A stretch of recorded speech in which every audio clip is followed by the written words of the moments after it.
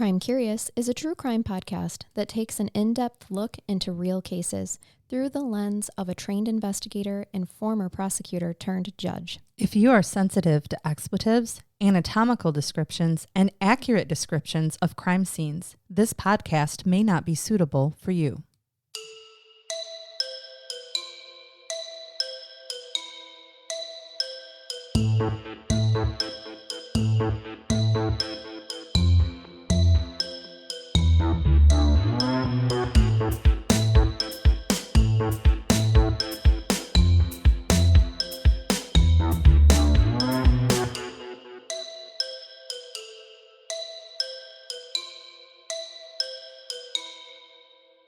Welcome to Crime Curious. I'm Charnel. I'm Megan. And we have a special guest in the studio today, Megan. We do. have our friend. Are we using your name? Yes. Your first name? Okay. Because we can call you Regina Phalange. I so love that. I do love it. I might. Well, I'm going to call her Regina Phalange from now on. Okay. Yeah. That works for me too. Well, our friend's name is Heather. Our Welcome, friend's Heather. name is Heather. Hi.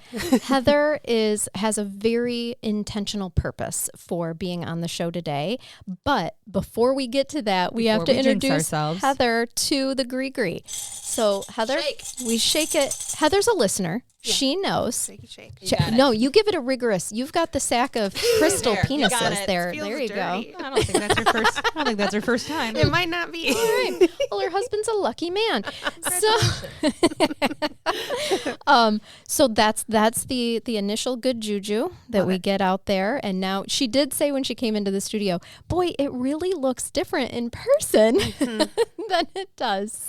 Yes, here's and our Every show. time you look at the shrine, you see something different. You do. That's true. I Some didn't things even just notice stand it right when I out walked at in. you. Yes, This it is our does. only It our really second does. time recording in the new studio. So welcome. So I welcome love to our it. new space. I'm It's so excited. nice and wide open. And everybody go to our social media pages, Crime Curious Podcast. We're curious.crime or crime.curious, something like that on Instagram. I But can't believe you don't know your handle. I'm curious to know what it is. I am too, actually. Still, I've been doing this almost 5 years. Everybody I have no look it idea. up. Let us Yeah. know. Yeah. But if you get on our socials, you will see pictures of our new studio. Yeah. That was it's handmade by super me. cool. Yeah, it's nice. Thank you. Good job. Thank you. But they can also see the whole shrine of Gree that people have sent us over the years in the corner that's just sitting there supporting us.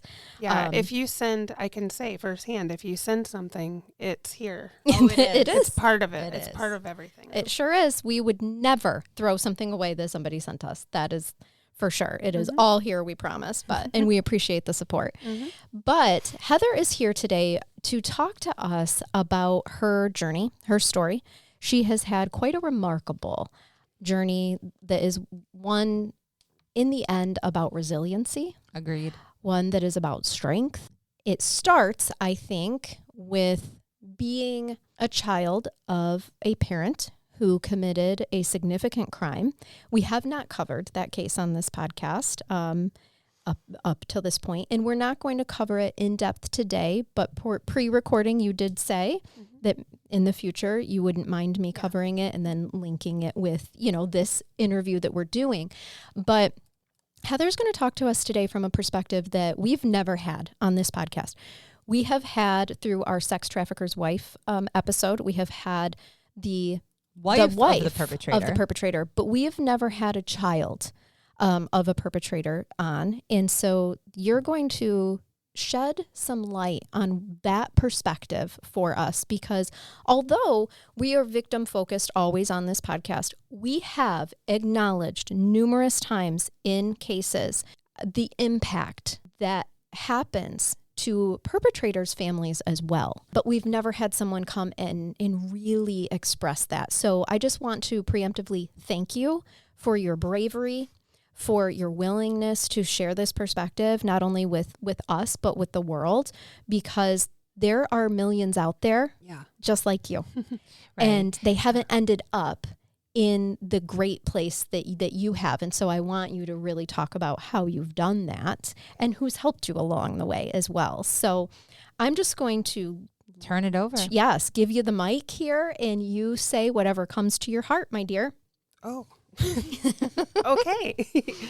Yep. So I'm Heather. Thank you for having me. I do appreciate it. I don't know. Do you guys ever say where you're from or anything? Do listeners know? Yeah. We are from a small town, Small town, rural Michigan. I don't think we've ever named the town specifically. We aren't but just, hard to find. Right. Yes, Small town, Michigan. So painting the picture, it's very small. And so everybody knows everyone and kind of thing. And so I'm 43 now, but when I was, I think 7 or 8, we were talking before, and I can't quite remember, but my parents were divorced, and my mom came and picked me up from school, which I always rode the bus home, so that was different. Came and picked me up from school, and when I got in the car, she said, "Your dad's been arrested." And I'm like, okay, I don't really remember what my reaction was. I don't remember. And I don't remember her telling me specifically. I don't remember that conversation at all. So and I that don't wasn't know. like a common thing. Like he'd never been arrested before, No, right? So yeah, it wasn't so that was like I'm a desensitized or anything. No, it was very shocking. Like I don't think I even really understood what it meant. That's right. Oh, like of course what not. is arrested? So I didn't even really have follow-up questions because I wasn't sure. Yeah.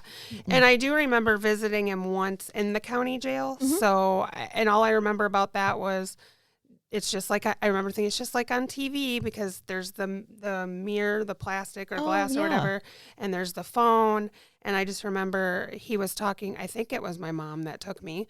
He was talking to her on the phone, and I was standing on the other side of it, like putting my hand on the glass, and he was putting his hand, just like on TV. And I remember it wasn't like I just don't think I understood because thinking back, I really was just like, oh, hi, putting my hand on the glass and smiling. And well, and why, honestly, though, why would your childlike brain understand? Yeah. You know, unless that's a regular thing and you knew that meant trouble. Yeah. You definitely weren't the child of a long time like serial criminal at this no, point. It wasn't like he was in and out of jail. No, this was a new experience. Yeah. And so I don't remember the conversation.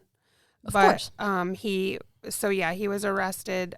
He had a girlfriend. She was significantly younger than him. I want to say she was 19 or 20. She was legal. Right. Yeah. And he was in his 30s. Yeah. I think early 30s.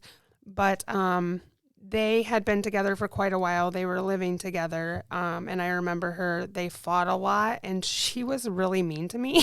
I remember that. Yeah, I remember that. And those are normal things that children are going to remember about someone. Yeah. We remember how people make us feel. Right. Yeah. So that's probably why you remember that at that young of an age that.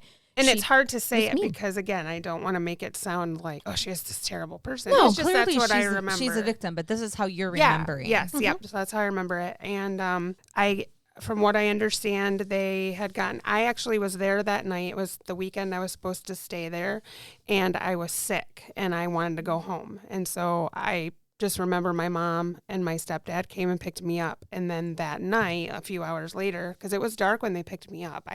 That's what I mean. Isn't it weird how you can remember? They apparently got into a fight. And from what I understand, it was a very bad fight. And she pulled a knife out on him, and he ended up, he was a hunter, so he had guns and things, and ended up having a gun and shot her and killed her. Which is not good, obviously. Right. But, you have the self-defense argument. Yes, thank you. However, drugs were in play here. Both of them were using drugs? As far as I understand, very heavily. Do you see now, looking back, how unhealthy that was for you as a child? You didn't even realize you were exposed to drugs. Oh yeah, right? not at all. And what's or that really people were interesting, under the influence parenting you. One thing that I will say is even today, I have such a trigger when I smell marijuana. When I smell it, and I remember my grandma would come and pick me up, and I would be in the car crying because I had such bad headaches. And I think it was, my grandma, I don't know if she was, she would be so livid, and I'm sure I probably smelled like it. Yeah, but you smelled like weed. Yeah. So and that's a trigger for you. Yes, even today when I smell it, now that it's legal, I feel like you smell it constantly because it is legal, but 100%. I hate it. Yeah. It stinks. Yeah, let's get gummies all day long For or sure. the odorless something because I'm with you. Yeah, I'm not against it. I'm just I can't drive down the road without smelling it. And I'm like, people, why are you doing this while you're driving? driving. I'm always afraid there's a skunk chasing me, but it's That's not. Yes. It's just marijuana chasing Marijuana. me. It's just the devil's lettuce. Just and everywhere. It is. It's so I'm true. like, I can't even walk out of my door. As soon as I do, I'm like, contact Oh, us. you live in town too. Well, like I live really in Hudson, close but to yes, people. I live right in Yeah. right in Yeah. town, So- and That's worse. So you were told then, you were told later that they had this argument and that he shot her. yes, Okay. and so I believe after that he very much panicked, which I understand when you're, and I don't know what I know it wasn't just marijuana. I want to be clear. I don't know what drugs, but I'm 100% sure it wasn't just that. Yeah. Yeah. Panicked as you do, I would assume. And so I think it was bad enough what happened, but then panicking, he was trying to basically get rid of the body. And this so, is the part that's the worst part for people to read. Yes. It's this how is the he hard attempted part. to dispose of the body. Yes. So, and us living in a small town and him being very well known, and we were talking about this before, I was always told everyone was shocked. He wouldn't hurt a fly. Like, this was very uncharacteristic. Like, nobody believed it. No. I mean, again, not to insert myself in your story, but I'm not that much older than you. Yeah. And our grandparents went to the same church. I grew up. I mean, I would be shocked if we hadn't crossed paths at some point, honestly, probably, Heather. yeah. And you actually were friends with my cousin. Oh. You guys went to school together. Yeah.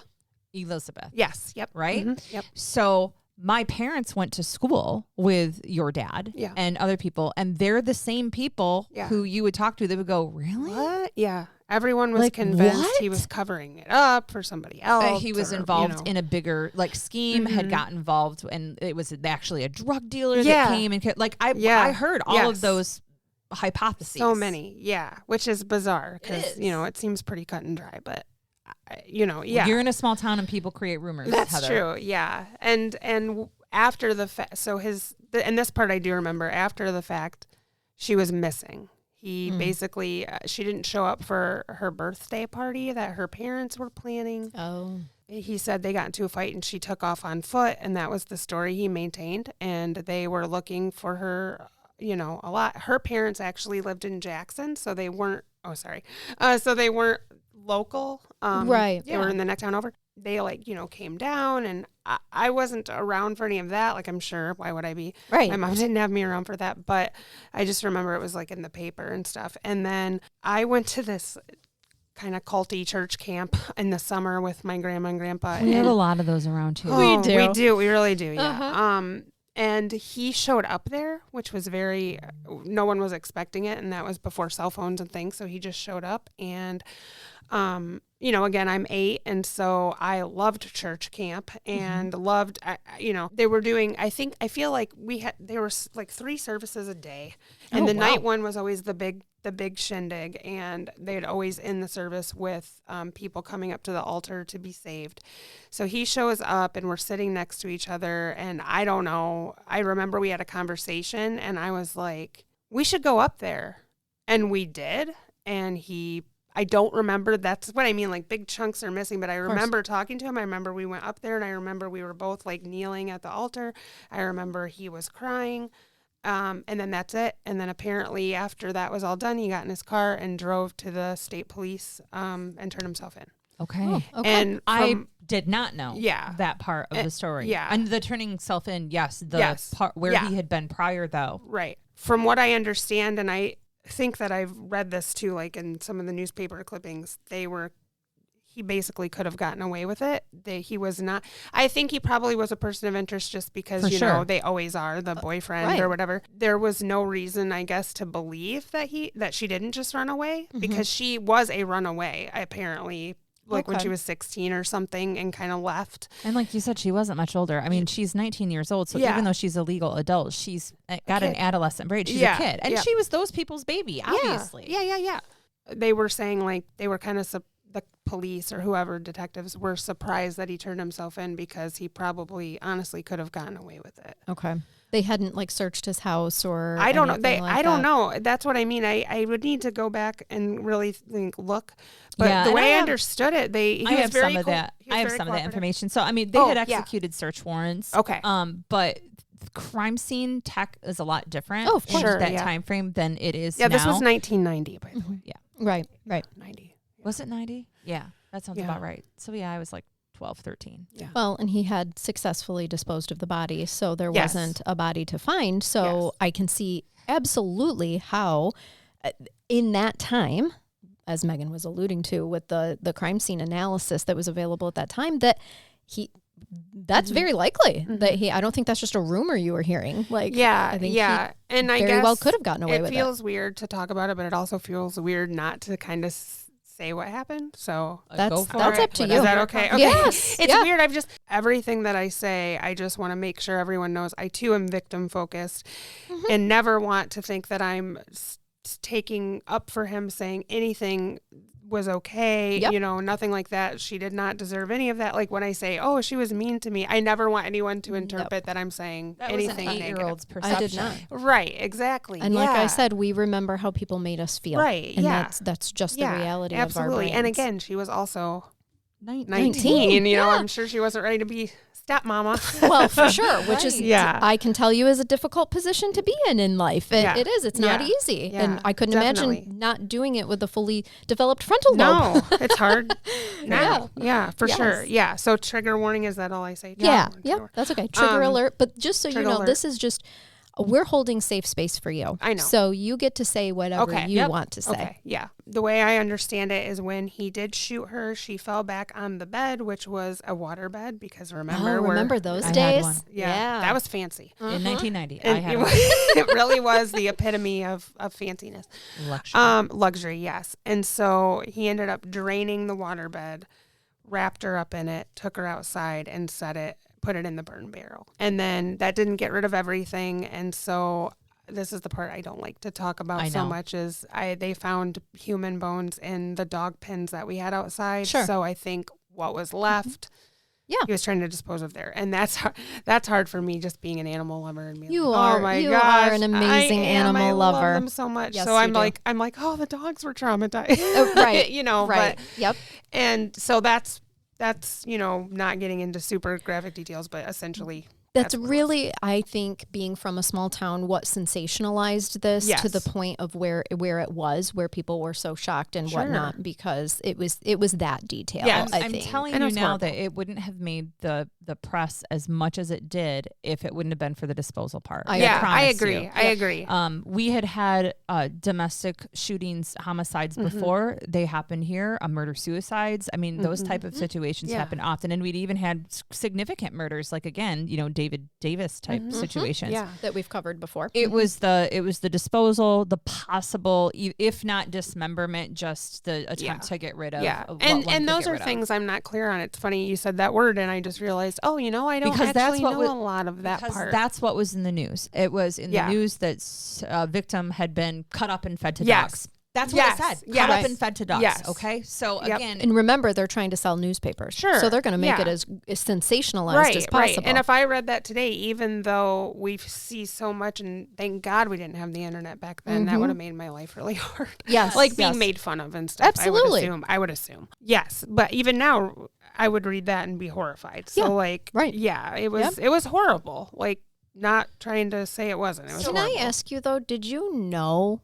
that those were the details at that young of an age, or is that something you stumbled upon later? No, I knew. I don't Okay. remember how I knew. I think my mom, honestly, I think she just sat down and just was like, listen, Shared I'm it just all. going to tell you, because she didn't want me to hear things at school Yeah. or whatever. Good mama. Mhm. Yeah, and I would probably do the same. Yeah. Yeah. You'd have to. Yeah. I mean, really. yeah, I agree. Yeah. So the Yeah. last thing you had remembered before he basically went to jail was that he had done the church thing with you and asked for forgiveness, and then found out afterwards that he Yes. went and turned himself in, Yeah. and then your mom picked you up from school that next day. Yeah. And told And that's me. when everything happened. Yeah. And I know there was a lot of court hearings. Yes. And I just remember. Do you remember going to any? No, I don't think I did. Okay. I know my mom did. So my Yes. mom and then her sister, so my aunt, who will come up later again, in my life story, they were very, and I get it, I would have done the same thing. Like, they were at a lot of the hearings. Yeah. My aunt told me that she remembers they were parked like right across the street from district court. Yes. And that like when he came out that there were like crowds of people that were shouting very unkind things. Oh, I bet. Yeah. And I didn't know any of that. She told me that probably a year, maybe a couple of years ago. I had no idea about any of that. I mean, Heather, a murder in Hillsdale County is still a big thing. Mm-hmm. It still draws and then you're hearing those large details. crowd. Yeah, Yes. absolutely. I think too, he was let out on bond. Really? And that's very weird to me. I don't know. And so that was another thing is, well, his parents are well known and they're well off. So they probably pulled strings. Why is he out on the streets? And I agree with that. Like, I would have to research to find out, but my thought is he was given a bond to post, and they might have been able to. Like, I don't think they just PR'd him. Oh, they didn't just let him out no. on an OR bond. I'm sure they didn't PR bond him. But he may have been given an amount and shockingly been able. He had no criminal history. Nothing. No. And probably had a good attorney, you know, I would assume that. And he had turned himself in. And he turned himself in, yeah.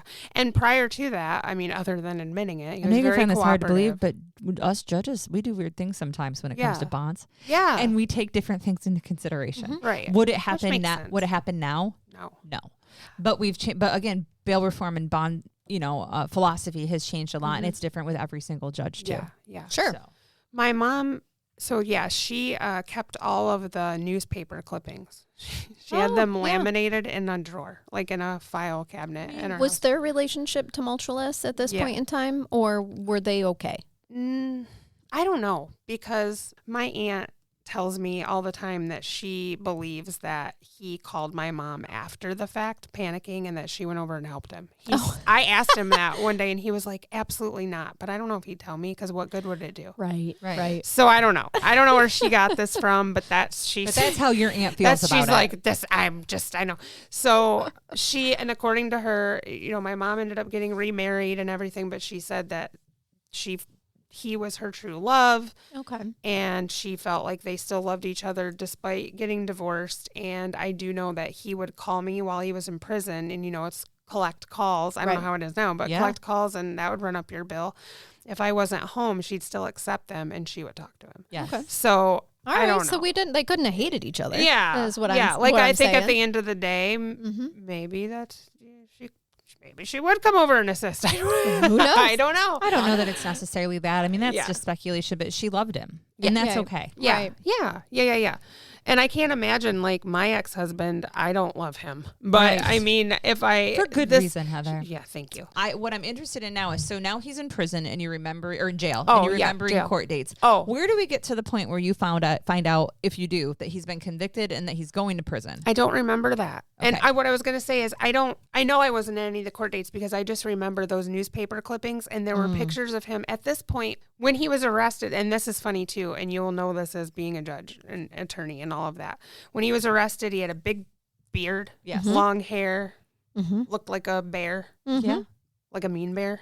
And I remember there's a picture of him in the orange jumpsuits, and they had a bulletproof vest on him. Yeah. Oh, wow. And I remember seeing that. I don't know when I saw it, but like I remember that picture because that's that's a hard thing to see, Yeah, I bet. I think the bulletproof vest was what really, Yes. had that not been on there, maybe it wouldn't be so stuck in my brain, but that was hard to see. Yeah, definitely. And then when it came to the actual hearings, clean cut in a suit, like Yep. Of like course. you do, Prepared you for want trial. to, Yes. yeah. So that's interesting too. But anyway, So when he's in prison, then you're getting these phone calls. Are you able to maintain a relationship? What kind of relationship did you have with him from prison? So I don't know how long it was, but I feel like the first few years he was in the prison just a couple counties over. So he wasn't far away. He was within an hour away. So his parents, my grandparents, would come pick me up and we would go visit. I'd say maybe once a month. And I want to say that I was maybe 11 or 12. So I'd say up to that point. And then they moved him way up north. Yeah, was he like Kinchlow? Yeah. Like And that's I just think over so. in the Upper Peninsula. Yeah, I'm positive I know my prisons. I'm pretty sure he's Yeah, probably I was going to Kinchlow. say, you are you're subject matter expert on that. I know you're going to find this hard to believe, but I have family members who have also been in prison. Oh, so, okay. yeah. So, you're familiar. Yeah, I'm from a small town. You're Yes. bound to know someone or be related to somebody who's been in trouble. Yeah, absolutely.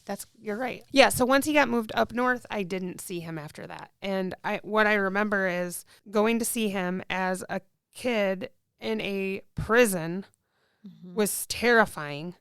And then you know, it's exactly like it is on TV in the movies, like the loud clanky doors, and then you wait in line, and then you go through a metal detector, and then they pull you to the side and they search you, like pat you down, which was really awful the first time because you're 10, 11, didn't 12. know that was going to happen. One time, and they have a whole list of rules, things you cannot wear or bring in, things you have to. And I do remember that I went to leave the house, and for some reason, I didn't have a bra on when I was leaving. And for some reason, my mom just was like kind of going through the checklist before I left, and because you had to wear a bra. Okay. Oh, I guess if you were, I didn't know that. If you had developed, I guess if you had any kind. Apparently, I had at that point, and I'm sure you had, you but know. I also know that there were probably males that had better developed breasts who probably didn't have to wear a bra. So Man, weird. prisons for sexist. They really are. Well, and that's what I mean. Like, what a weird thing. So I don't know. Hey, they're talking. Yeah, They didn't want prisoners to be enticed. Yes, I was just going You to know say, what? I would You're imagine right. it It has probably something is to do something. Yeah. with, not actually. It's probably like just a blanket policy. igniting Yeah. the Isn't that disgusting? the perversion. Ugh. Well, that's how we gross. still treat men sometimes. Yeah. Don't dress like that. They might take it the wrong way. You know, that is true. Society does still say that as They if it do. is the female's Well, But what's fault. she wearing? remember, with a prison, they have sex offenders in there who were waiting to see what you look like when you walk Right, by. So right. I get Yep. it. I get it. Oh, see, I never in my life thought about there's that. also a Polite child. society, you shouldn't Yeah. have to deal with that, but prisons, they Sure. do. They do think. And okay. Sure. Yeah. Think as a child as well. Yeah. There are child sexual misconduct perpetrators in there as well. But as a kid, I didn't know that, so I didn't think about, Did you're you- being protected. Did you really have like the gravity of the situation in your mind of like, oh, he took someone else's life and that's why he's here? I don't think so. Yeah, that's No, what I don't that's what think I so. wondered because No. I wouldn't think that a child would either in I mean, what I you'd know read the about newspaper child development. clippings. I don't know at that time if I had, and I feel like it was presented to me very much as two separate things. Oh. Self-defense. Okay. So not that it was okay, but like that was the reason. Got ya. Self-defense. Okay. There was nothing else he could do. Okay. And then the dismemberment. And so Okay. it was like, I think in my mind it was two separate things. Okay. So And I again, attached. makes sense. To preface all of that, these are things you are hearing from other people Yes. and from things you're reading. Yeah, I don't even think I was reading at that point. Okay. Like I knew my mom had all the stuff, and I do remember one time she sat down with me and was like, you have any questions, we can go over it, but I don't think I was old enough to understand because I don't think I really did. I don't really remember. Can I say something real quick? My whole point of asking that question and getting kind of some information from you on what you're understanding as it's unfolding in real time. Yeah.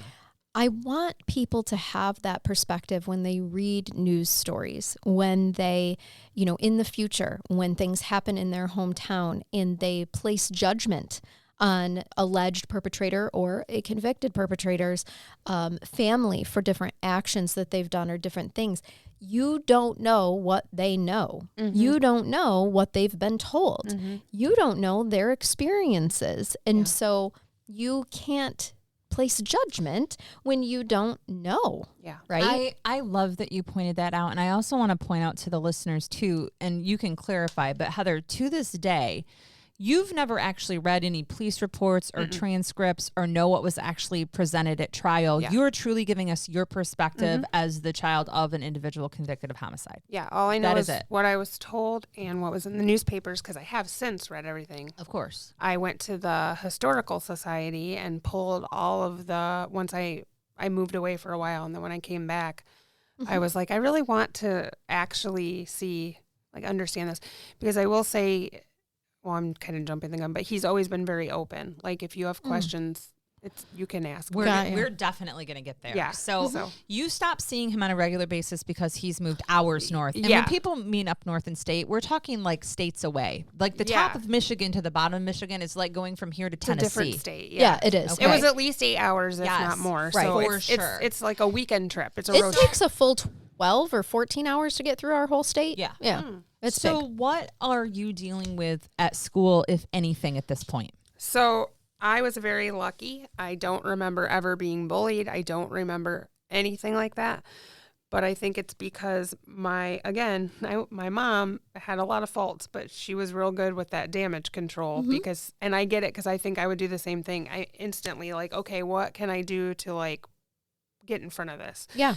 So she went to the school, and I talked to you, Megan, about this a while back because I had questions about name changing. She went to the school, and I still haven't, I need to figure this out. We don't know Heather's legal name. Yeah, I need to figure this out before we go on that work trip because I might not be able to fly. You just need your driver's license, dear. Enhanced driver's license or passport. Well, that's, trying to obtain the enhanced is what I'm worried about. But so she went to the school and basically was like, hey, here's the situation, which they already knew. They didn't talk about me, I don't think. When I saw the newspaper clippings, I think there was one mention of like a young daughter. Obviously, they're not going to put my name in there. Well, they would have got sued within an inch of their lives. Right, exactly. So there was no names, but as far as him having kids or anything, I think I saw one mention of me. She probably had to say like, hey, this is her dad, but obviously everybody knew the case. And just asked if basically I could change my last name, not legally, like it didn't have to be on any documents, but just as far as anyone at school knew, could it be this name, which was her newly married last name. That was the other thing. This all happened the same weekend she got remarried. Oh, wow. I think. That's It interesting. was very close. Very close. And I can confirm that her doing that at the school is something that they would do at the time. And because I think I shared with you, my cousin at the time, she was never legally adopted by her stepdad, but she started using his last name because she had a bad relationship with her biological father. That's exactly what it was. Yeah. And so just started using all of her legal documentation still had her legal name on it, but she started using my uncle's last name. You just went by an alias. Yeah. She did. Wow. And the school just allowed it because that's what they did then. Yeah. And it sounds ridiculous now. So I'm just like, did I make this up? No, Is this a fever dream? and I Like, know what? it because again, that same school, you're in the same grade, my cousin and you, and they did the same thing. Yeah. Just is this a fever dream? I didn't even I didn't even know that about her, so it worked. Like that's right. Yeah. So I don't remember any of that. And I just didn't talk about all it. of a sudden now you're putting a new name at the upper right hand corner of your assignments for school. Yeah, that's basically exactly what it was. And then in like the school like yearbooks and stuff, it was this new last name, and that was it. Well, but the other thing too is back then our town had 3 elementary schools. Mm-hmm. Yes. And then we all went into the same middle school. It was really weird. Like, I don't know what and then the same high school. And so I think when I moved into the middle school, it was so many new people mixed Became in. one of many. Yeah, Little exactly. fish. Yep. And the only person I feel like that knew about everything that happened was, he's still my friend, but he was my childhood friend. We rode the bus together and we talked on the phone every single day. It was completely platonic till this day, but we were just best buds. And he knew about it. I don't even remember telling him. I just know he knew. I guarantee you other people knew. Oh, I know. But they were kind and they were raised right. But as far as me like telling, I don't. I'm happy for you from that aspect because it is a small town and people could have been incredibly cruel. Yeah. Yes. I'm really surprised. Or at the least that you weren't some type of a spectacle with people just constantly bombarding you with questions. Asking you questions. Yeah, nothing. Like we are today. Yeah. With her consent. With my consent. Don't make it sound all rapey porno. They lured me here with Right, the promise of with dicks. Right, I was Yes, gonna say crystal dicks. This is Gree, Heather. And a delightful bottle of water. Yes. Right. The Great Value brand. Yes. Oh, no, it's not. Oh, no, it's Members Mark. Members Mark. It's Sam's Club up in Sam's here. Club. Oh, that's a step up. They do not sponsor this podcast. No, but they should. Maybe they should. Okay, so school was relatively everything normal. was really. So what's the next major like chaotic thing that happens in your life while Dad's in prison? So I would say that I don't recall when my mom's drinking problem became noticeable to me. I'm assuming probably was happening way before I really figured it out. And then I would probably guess that this catapulted it.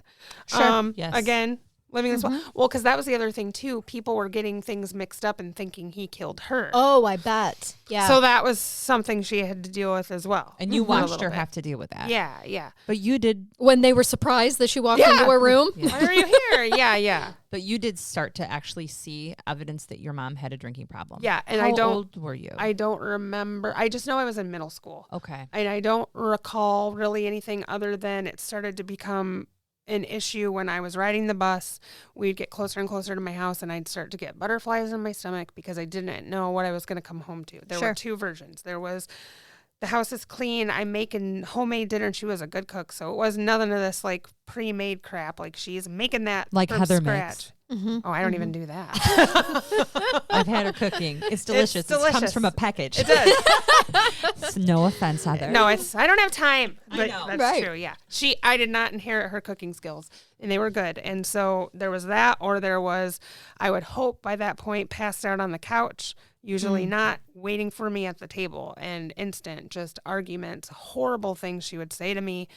I grew up with the worst self-esteem ever because the woman that's supposed to love you the most is telling me that I'm fat and that this is the beginning. No man will ever love you when you look like that. When did and I hate to say that about her, but well, but if that's the truth, that's the truth. No, you can love your and mom it was and know that she said under those things. under the influence. Again, not making excuses, but she would never say that sober, ever. Women who didn't have drinking problems in that era would have taken their children aside to talk to them about obesity because it wasn't okay. Yeah. Still in the 90s, Yes. you would be We were not body talked to, positive then. or would say, honey, I think you're beautiful, but you really shouldn't be wearing that, right? Yes. Yeah, okay, yeah. those type of Yeah. things. That does not make her a bad mom. Yeah, It makes her a mom of her time. Yeah, that's for true. sure, though. That's true. And she was very tiny. She never had a weight problem. Very tiny. Did you have issues with obesity as a young child, or did that begin? Okay, no, as far back as I can remember. We just call that cute and chubby, though. Yeah, I was just really chubby. And then you didn't outgrow it in middle school, right?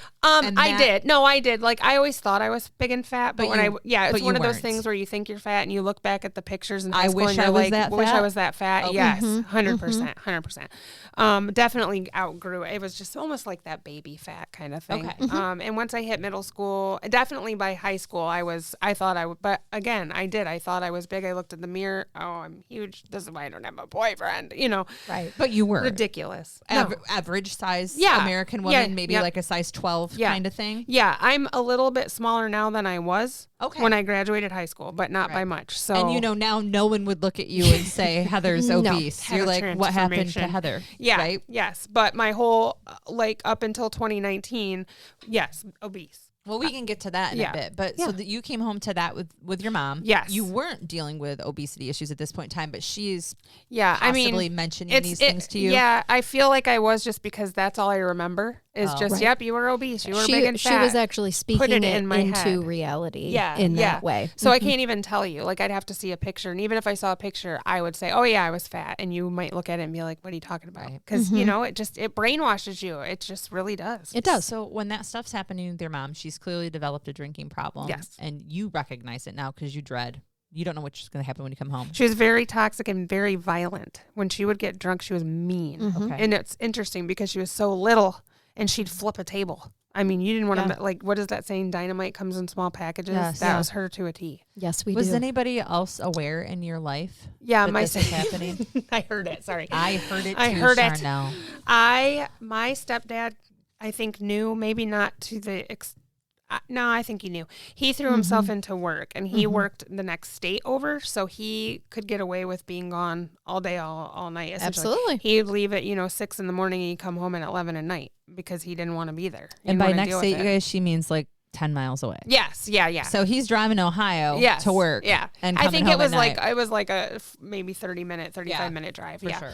I didn't have anyone there, and my aunt knew. And once she would be the person I would call, and she'd come get me. And I do have a brother who's 10 years younger than me that she had with my stepdad when they got remarried. They had him. So is he, when you're coming home to mom like that, is he like a baby? Mm-hmm. at this point? Yeah, I don't remember him when he was a toddler is when the drinking got really bad. I feel like when he was an infant, especially, there were no issues. Okay. She was but like fine. 2, 3. Looking back, I would be concerned with his safety. Sure. But she never laid a hand on him. She loved him. I mean, she loved me too, but I mean, she never, if she hurt him, it was by accident because she was drunk and fumbling, maybe picked him up and then, Right. you know, Not out of aggression. No, not at all. No. What I would do is get her home, try not to fight with her, and then there are days where I'm a teenager and I'm going to be a jerk back. Absolutely. Or start it being a jerk, you know, and then Yeah, because you deserve to have a sober mom, so you were mad, so you picked a fight. So mad. Oh, yeah. Yes, I would. That's okay. Yes, I would. Yep. And so I would do everything to, like, get her to go to sleep, like, make her bed. Like, why don't we go lay down, Mom? Why don't we? And this is why I hate drunk people. Yeah. I'm not good at being around drunk people. If they're happy, that's fine. But Right. that's like, we got to get this person to bed. I feel like I have to be a babysitter. Right. And so Were you? Did you take care of your brother too? Yeah. Okay. Oh, yeah. I would get her to bed. I have also seen you take care of drunk people before. You do a great job at it. Thanks. I would put her to bed essentially, and then I'd get him his dinner, and we'd hang out and we'd watch TV, and I would pray she'd stay asleep, Right. and wouldn't wake up. And Right. I'd be like, because I Right. didn't want him to wake her up. Yeah. Don't wake mom up. Yeah. This is kind of triggering. Like, I know. just things I I, know. haven't Gotta thought stop. about. Right. You Take a know, deep Right. breath. yeah, I'm fine, but it's just, you know, you don't think about it. You just kind of like, You actually bring up a really good point when you say, wow, I'm sitting here talking about things that I haven't spoke about in a really long time, and it can be very triggering. And so just for the public's awareness, we actually took a pause and we went and just calmed down for a second, woosad. And this is what you should do when you are having moments in these realizations. I'm just taking this moment to teach people that recognize when you're being triggered and then do something that raises your vibration. Okay? Whether that's laugh, which is what we did. We just had a hysterical laugh. Do what then raises your vibration so you can release that triggering energy, right? I just wanted to let everyone know what we did because humans. what we did as humans, because I think a lot of people struggle with that, Heather. yeah, no, you're right. Because love- when you said, do you want to take a break? I'm like, no, I'm fine. And I would have been, but I also feel like But I it would. was better to take the break, wasn't it? Oh, yeah. 100%. Okay. So, yeah, mom's an alcoholic, a violent alcoholic. You're doing some coping skills and Yeah. protecting your little brother Yep, and yep. caring for him. Yep. And Stepdad is just making checked himself out, yeah. right, Yeah. unavailable. very unavailable. And she would take baths when she was sober. When she would take baths, I'd sit in there and we would just talk or whatever. Like, and I remember she, like I said, she was really tiny and she was really bloated. She kind of looked pregnant, and she was like, something's not right here. And when she was taking a bath, she was showing me because she's like, something's not right. And so she was like, I need to make a doctor's appointment. I don't know. And then she said, I'm going to quit drinking. I'm going to quit drinking. And I remember feeling so like this, like just the hope, like, oh, thank God. Oh, thank God. Because, of course, when you're that age, you think that's just what you do. I'm done. I'm going to quit. And then Well, right, it's just of done, course. right? Like, Yeah, so I'm like, oh, she thank said God it. she said it. So, yeah. And that was the first time she ever said that, you know. And then that night, in the middle of the night, my stepdad took her to the emergency room and she never came out. Oh, This is funny. this is a part of your life I don't know a whole Okay, lot about, yeah. Heather. So she yeah. apparently was very combative with the hospital staff, which doesn't surprise me. And so they sedated her. Heard later on family members saying they feel that she was over sedated. I don't know. But Okay. what I was told was she was sedated and then she never came out of that, essentially. She was in a coma? Yeah, they life flighted her. She was on A ventilator. the vent. Yes, thank you. So they life flighted her to Borges. And so that place still triggers me. I don't go there course. often, but Right. you know, when I hear people talk about it, I always think like, oh my God, did that person come out? Yeah. Because Sure, of that's course. not Yep. because they did anything wrong. Just No, you but know. that was your experience, Yes, right? Yeah. So How old were you, Heather? I was 15. Okay. She had a blood clot in her liver and pancreatitis is Oh, what wow. they said. Yeah. Okay. And again, like maybe 100 pounds. Yeah. So the pancreatitis is obviously from drinking. yeah. And then the thing with the liver, who knows, right? Yeah. I feel like probably I mean, I feel like you were taller than her, but like it'd be like you with your build throwing back at least a fifth, probably a couple a day of whiskey. Jesus. I No could mixer. never. I Oh, mean, God, just no. straight back. Heather, I could never. My Yeah. body couldn't handle that. No. And I mean, And neither did hers. no. you know, and then, you know, obviously with anything, your tolerance builds up, right? So you drink more and more. So I don't know how she lasts as long as she did, to be honest with you. But so I would assume that the liver, the blood clot in the liver was also from. Yeah, I could be wrong. But. So your mom never comes home from the hospital. Yeah. Did you go up to visit her? Yeah. So I was staying with my another set of grandparents, my stepdad's parents, and they basically got the call saying, hey, it's not looking so good. And so they took me up there. I don't think they took my brother up there because he was 5. He would have been so young. Yeah. So I think another family member had him, and they took me up there. And so, yeah, she was on the vent, and it was weird. Like, we'd be like, if you can hear us, squeeze our finger. And she would. So like, okay, she can hear us. And like if like all the family comes down, like her parents lived in Florida at the time, so they come down, and of course my grandma's a wreck, you know, really emotional. And so she'd be crying, or we'd be crying, or whatever, and you'd see my mom's forehead wrinkle like she was maybe crying. And then we'd be like, if you can hear us, wiggle your toe. And she'd wiggle it. So that went on for a little bit. And so I remember like, that probably gave you hope. Very much so. Yeah. I was in there having a conversation with her, like by myself. I do remember this, like holding her hand and talking to her about driver's training. Cause we'd gotten a letter in the mail, and I was going to start like a couple weeks later or something. So I'm like, yeah, you got to get through this, cause we got to start driver's training and blah, blah, blah. And then I don't know how long it was. It was a couple days probably. And then the doctors came to my stepdad and me. I think I was in there for that, and my aunt and probably my grandma, and said, nothing's going to change. If she was to come out of this, she'd have, what is it when you have dialysis? She'd be on dialysis, so she'd be hooked up to a machine the rest of her life, which going back, I'm like, well, so what? But I guess the quality of life. Things have changed a lot, though, with dialysis now from dialysis, what it was like to be on in 1990. They made it sound, this was 97. Yeah. So they didn't paint a very, like, she probably wouldn't have liked that. So basically they said, it's up to you, but you probably need to pull the plug, is essentially, I'm sure they said it nicer. Right. But she's been on a vent the whole time. Yeah. Yes. Which means she's not breathing on her own. She's not breathing on her own. So it's not just the dialysis, Heather. It was that we can't take her off the ventilator. Right. She's not sustaining her life without They were saying if it got to that point where she could, the dialysis was 100% going to happen or be a thing. Right. So I remember my stepdad looking at me, and now that I'm an adult with a child of my own, I get it.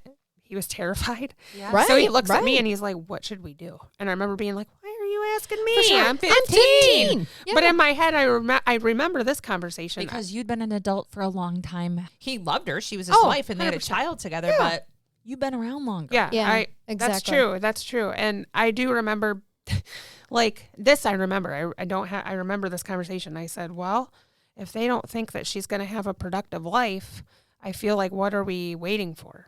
Mm-hmm. I probably didn't say exactly like that, but why are we stretching this out? This is a mature outlook, actually. Yeah, like I'm thinking back to it thinking, wow, that was pretty very mature.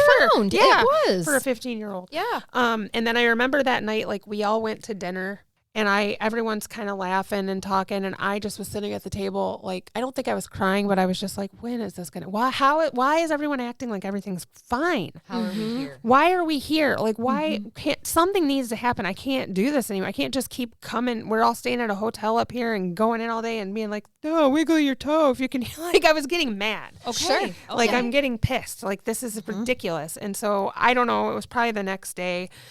And I get it. He doesn't want to stage of grief. It is for sure. Yeah. And I get he didn't want to just jump to. Yes. Let's just do it. Yeah. Pull the plug. Mm-hmm. So we had to take time to think about it. And so it was probably the next day. And I'd say it was, they took her off the vent, and they explained what would happen. Yes. They didn't know how long it would be, Correct. but probably won't be long. And I want to say it was maybe 15, 20 minutes. That's quick. all? Yeah. Wow. And then she just stopped breathing. She really was being sustained by that ventilator then. Yeah. If it was so that fast. Yeah, they took her off, and then it was like a little after 1 p.m. when they pronounced it. And I remember the hospital said, if you give us names and phone numbers of people, we can make calls, which I didn't know they did. Yeah. So I was like, wow, that's really nice, because that's probably terrible that you have to go do that, yeah. And some people probably physically can't. Social workers I and mean, chaplains. really, yes. Sure, yeah. Yep. And I just remember that, all the family was around her bed, and I was sitting down holding her hand, and I think my stepdad was sitting next to me, and my aunt, I know her sister, was behind me. And I looked around, and every single safe adult in my life were bawling their eyes out, and I was not. And I was terrified. That's rough. I right? was terrified because I was like, every single person I've gone to for help is losing their mind. They were grieving. Yeah. And you were watching them be weak. Yeah. Yes. Yeah. You were watching grown-ups So then I'm be like, weak. and this is why that's rough. Yeah. And this is why I'm still like this. Like, if there's something going on where it's like a chaotic situation or something, I'm not going to cry. You can depend on me. Like, I'm going to get you. You're going to cry later. Yeah, I'll do it later, and I won't do it in front of people because I don't want to make those people feel the way that I felt seeing everyone in grandma, aunt, cousin, stepdad, And everyone. you've just identified a very unique trauma response that Heather has. Yes. That's true. I do. Yes, Yeah, exactly. I do. And not super unique, by the way. I'm sure other people kids who've dealt with that at that age probably would be like, yep, dealt with that. Makes sense. And had I actually been put in counseling when I should have been, I remember telling my best friend. Good insight. I remember telling my best friend when my daughter was younger, I said, if anything ever happens to me, please make sure she goes to counseling. Yes. Because nobody made sure of that for me. Right. Actually, that's not true. Well, my dad's and there was a parents stigma did. around it then, well, there too. was. And so I didn't want to go. And my Right. dad's parents did set something up, and I went a couple times. After your mom passed? Yeah. Okay. But there was also another thing that my mom did that I get why she did it. She didn't intentionally mean it, but she didn't have a good relationship with my dad's side of the family. And it was very well known to me that these people could not be trusted. They were that's how it felt. And so I made sure that with my daughter, when we got divorced, that I never said a negative word about him or any of his family in front of her, because that very much confused me. I did not have the same relationship with that side of the family that I did with my mom's side of the family. Right. Like, we're very emotional and we hug and we love each other and da-da-da-da-da. And it's totally different on that side. Now it's not, but it was totally different. Then. Totally different. I also want to point out that part of your ability in that moment to be different is being 15. A lot of people, if you haven't experienced a lot of death, you don't understand the finality of it. Yeah. And so And I had all of the adults around you, they've experienced what it feels like to have the finality of someone missing from your life, right? Yeah. So they had a deeper emotional understanding than you did at that time. And I can see exactly why it was more scary for you to see those people that you trusted, all your safe people, crumbling. Yeah. Because then it's like, wait, but you're the people I go to. Yeah. So who am I supposed to go to? Yeah, exactly. Like, Yeah. wait a second. You're saying I have to be the strongest right now? Like, what the hell? Yeah. And your body in that moment, the neurons in your brain in that moment connected of you're capable of being, this is a defense mechanism. You can be the strong person in the time when everybody else is falling apart. Yeah. And it does feel like that's what you've then carried on. Yeah. So, Heather, to set your stage then, you're 15 years old. Your dad's serving. Yeah, he was still in prison. How much Oh, time yeah, in we didn't talk prison about that. at Yeah. this point? So they were able to they ended up, I'm assuming, offering a plea deal. I don't think it went to trial or anything because he wasn't. He pled guilty. Yeah, to it, he was like pleading He turned guilty. himself in. It was second degree? manslaughter. Oh, voluntary Yeah. manslaughter. They did, and so he ended up getting, I think it was 12 to 20 years or something. I think he did close to the 18 years. I think he did. And he didn't have as far as I know, he didn't have any issues in prison. And I believe he did go to the parole board and they wouldn't, They still wouldn't let him out. Yeah. And I have no idea if any of her family went to any of that stuff. Sure. I never had anything to do with that because honestly, I don't think that I wanted him out. Like, I don't know. That's what I mean. Those are things that were never worked through. Right. And so in my mind, I'm just like, well, no, that's where he needs to be. You'd spend a majority of your life at this point in time with him in prison. Yeah, And that was so- normal. And you'd stop visiting him at this point because he was up north so far. So I again, talked to him on the phone, here and there. We'd Okay. write letters to each But other. when you're 15 and your mom has just died, he is still locked up. Yeah. Yes. So yeah. you essentially have lost both of Yes. your parents. Yes. Now I have my stepdad who we don't have a relationship now, but I will give him credit that he stepped right in. Immediately. So you continued to stay with your I stepdad stayed- and your little brother? Yeah. So my dad's parents essentially, again, you got to love the small towns. Somebody got wind that they said they were going to go to the court to try to petition for me to go with them. And honestly, Heather, they might have talked about it. Yeah. It might have been something that went through their heads. Sure. I'm sure it did. And then I remember my stepdad asking me, we were walking somewhere, and I remember him asking me, where do you want to live? And I stopped walking, and I'm like, what At do you my mean? house? Yeah, I'm like, what do you mean, where do I want to live? Because that's not something that crosses the No, kids' minds. not at all. Their mind is, this is my home. Yeah. I'm You going to think, live first here. of all, that he didn't want you there? No, I didn't think that. Okay. You're I just didn't like, think that. This is the stupidest question I've ever heard. Yeah, and I think he thought, well, your mom's not here, so you probably don't want to stay here. And maybe, I mean, we had a fine relationship, but my brother was the biggest reason. Why would I want to be separated from my brother? You know? So I'm like, no, and I remember saying, no, that's my home. Right. You guys are, why would I want to leave? You guys are my family. And he said, okay. And like, I think he just wanted to make sure before he did anything that this is what I wanted. Or before he had to go into some legal fight. Yeah. And then you. as far as I know, none of that happened. So I'm assuming there was a conversation perhaps with my grandma and grandpa. And once they knew that that's what I wanted, they backed off. That's Yep. what I think happened. Which would have been appropriate. Why would they push for it if I didn't want it? I was 15. You know, it Right. wasn't like I was 3. I No. almost wonder if at that point in time there was some type of a legal, like a step-parent adoption or something that had happened. Well, that's what I was telling you. I don't We remember don't any know. of that. And that's why I got to go talk to the clerk's office. Yes, you do. Because I want me need to- to know. Do you want me to hold your hand? I might need you to make a call. But we'll just walk over there together. These are public documents, Heather. Anyone I know. can get them. I know. Yeah. Including you. Yeah, I know. I could get my own documents. Or you could just get them. It'll be fine. They're going to be like, man, is she pretty nosy with her employees? Yeah, yeah. She needs Exactly. to know. She needs to what? knock it off. They'll be like, you wouldn't believe what Megan's doing. She knows where all of you were born. How many name changes you've had and why. Yeah. Quite a background Yes. check you run, Judge. Yeah. This isn't really something is. that I want to start. It's not. Because I'm going to start with you and then I'd be like, that was fantastic. What Yeah. do Now I I need to know about everything you? about everyone. Oh my gosh. We've Exactly. just unlocked a new thing. Yeah. So he was in, and when you said that about not having that, you know, the finality of with death, the only other person I've ever lost was my dad, but he was still alive. For sure. So I could still Yep. write him a letter. Or I Yep. could still, so you're right. Like this is the first time someone really left. Yeah. Like really Right. left. And I definitely had abandonment issues from him, although I didn't know that at the time. And then I course. had abandonment issues from her. Mm-hmm.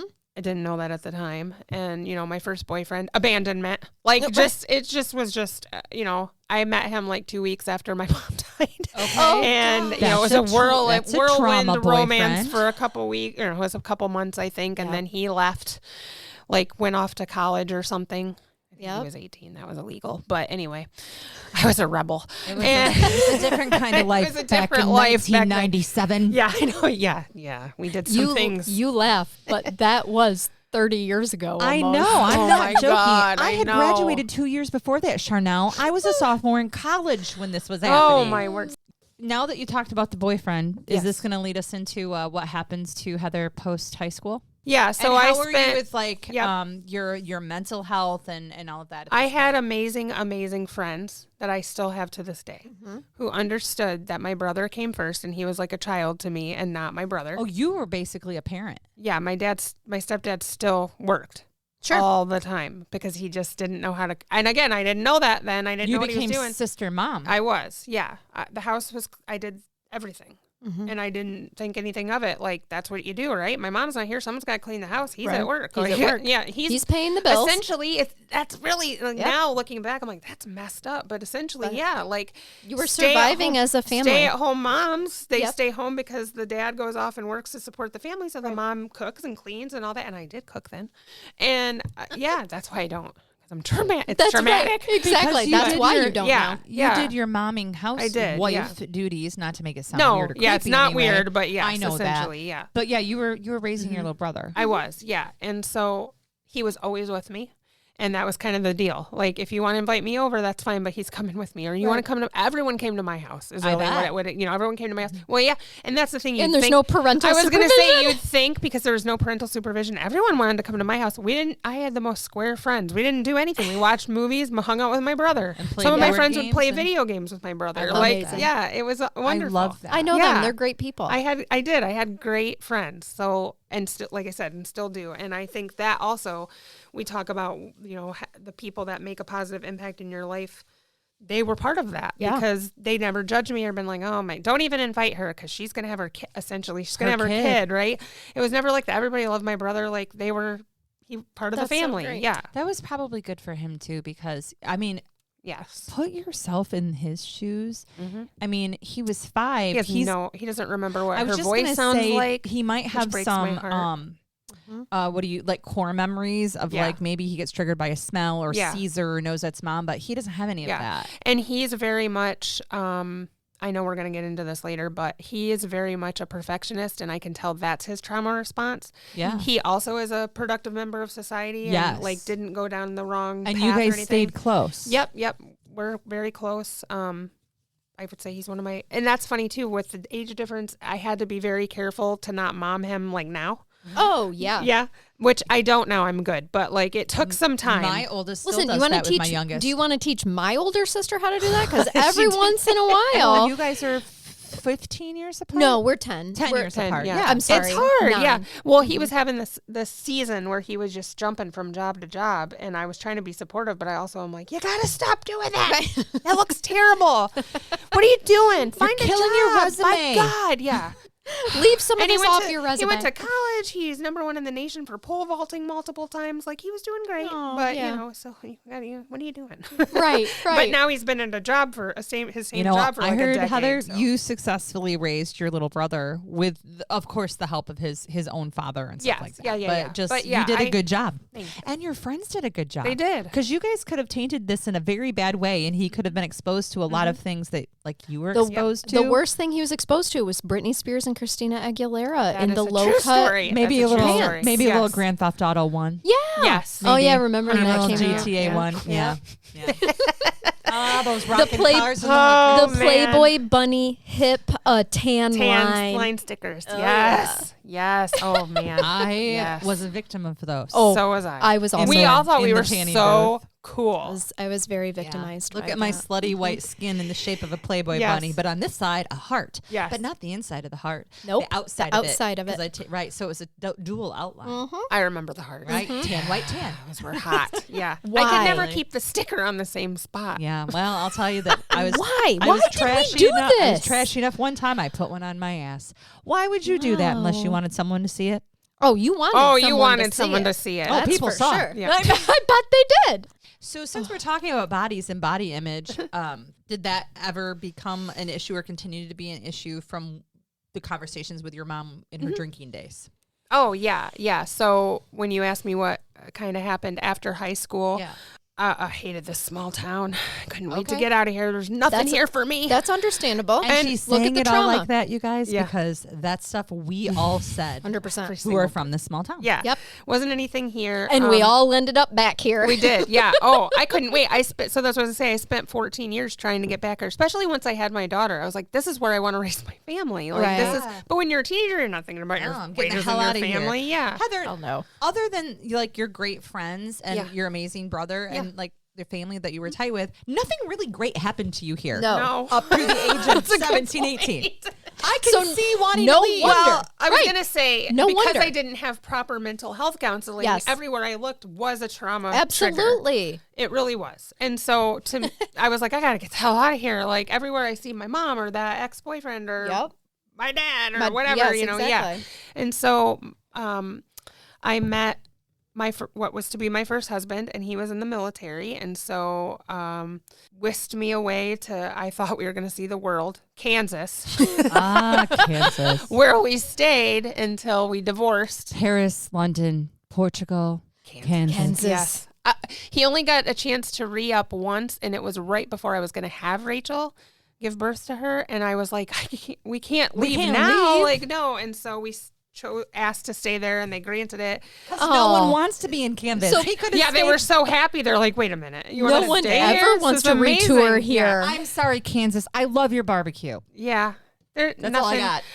I like The Wizard of Oz. That Does was fun. count? That was my favorite movie growing up, so that was fun. But Okay. other than that, they have a lot of cute little things. Kitschy things in museums. Yeah, They have a lot of museums and tornadoes stuff. too, and I'm just They not do. down That's with that. anytime it rained, you couldn't enjoy it because you had to be like, do we go in Right. the basement? Yeah, What do we for do? sure.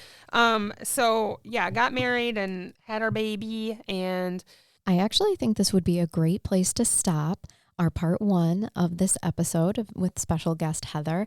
And then tune in next week for part 2, where we have much more of a whirlwind in her journey, and then also get to the success story part. If you are not a Patreon, you can click the link in the show notes right now to join now so that you can get both parts back to back. Otherwise, just hang out for a week and we will see you next time. Before we leave, though, we have to do a brain bath. Bathe us, Charnel. Okay. I'm whipping out from the archives. I'm whipping it out. The an oldie but a goodie.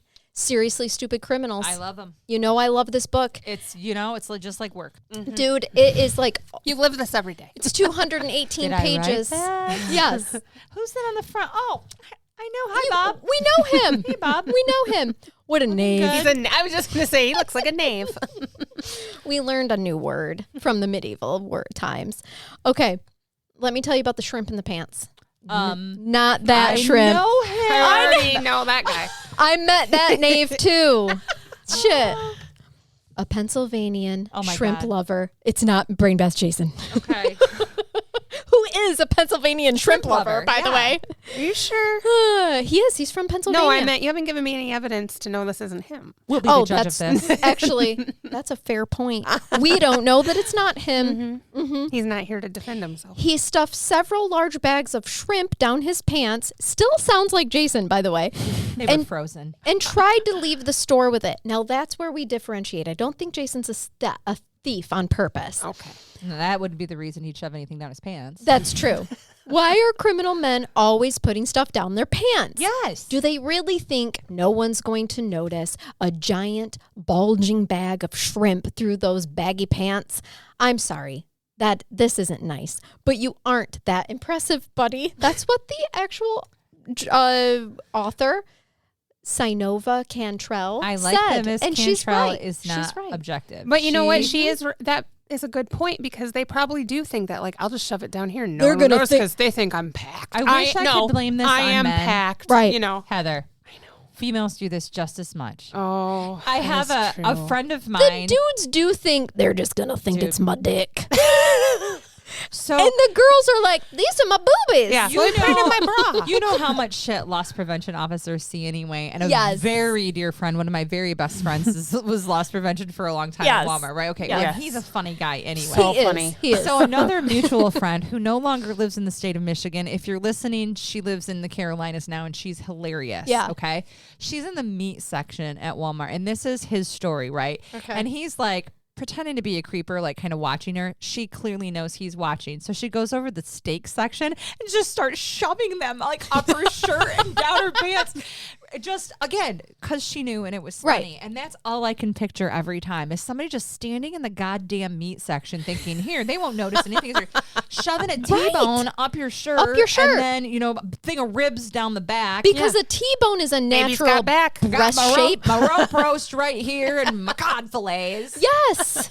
They won't dare question this. Like, Christ almighty, people. does Well, see, we're even think getting that? that thought process. I don't know. For real, though, that's how delusional you are. That you're just as a human, that you're like, they won't dare question the size and shape of my dick or my. Which is My true a little, tits. because I'm not looking down. If it looks funny, especially, I'm not going to keep And all staring. I keep Well, thinking is, you know how well they don't wrap meat sometimes? in the Yeah. plastics? Yeah, I don't Yes. want it. And you're just leaving a trail of meat juice Oh, through Walmart, and sick. you're like, lady, either you stole the grade A or you got a problem, and I need to call the. Did your water break? Tampons I are was in just gonna aisle say, 15. Madam, is it that time? Right. Absolutely. Oh, that is a problem. You're absolutely right. Look at this guy on the cover, too. I He looks know. like, I bet this is him. He actually is under the definition of what a knave is. Just a It's medieval so fool. much. He's got so much hair. It's so Sarah very. unwashed. You need to post this picture when you Sir. post this so they'll know. Sir, He doesn't look like a shrimp smuggler to me. I'm but sad. Lobsters. It's like No. you shoved a bison in there. This guy did some other types of crime. Look at that face in consternation that he's got going on here. I seriously thought you were going to say, for whatever reason, Constantinople. And I'm like, why are we talking about like the a whole Byzantine nother Empire's like episode. capital? Dude, I haven't thought about that shit in a long time. You just brought me back. I was just going to start singing, actually. So. Oh, my Lord. Well, thank you, Charnel. Yes, thank for you sharing all just so a much. little bit of work. Yes, with me. thank you for listening. Thank you, Heather, for being on. And to all of you guys, we hope that you keep it curious. And keep listening. Until next time. I knew it. Until next time. Bye-bye.